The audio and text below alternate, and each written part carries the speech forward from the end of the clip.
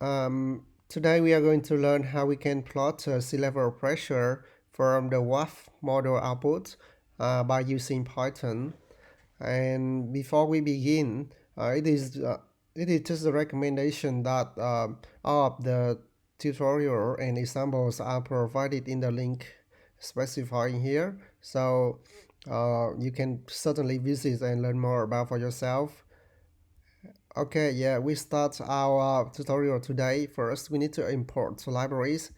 There is a number of libraries that you need to import here, and I'm not going to detail for each one specifically. You can certainly search in Google for this information. And then we load the data. We need to specify where is the location of the data. And I have the data folder here in my code folder. And then the next step is that we take out the variables.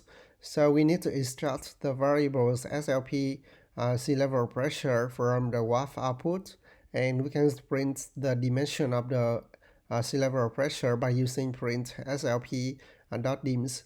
So it has two dimensions from the south to the north and from the west to the east. We can also smooth the data to make the figure prettier by using the smooth 2D. This command line, this function is the built-in function in WRF Python package. And then we can extract longitude and latitudes by using the longlat underscore cos. This is also the built-in function in the WRF package, so you just need to import it. Like in here, we import smooth 2D and also lat long coordinates. So once you import it, you can use this. And also we use the Catopy for mapping.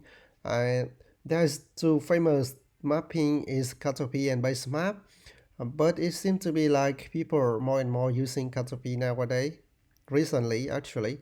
And then we plot the data.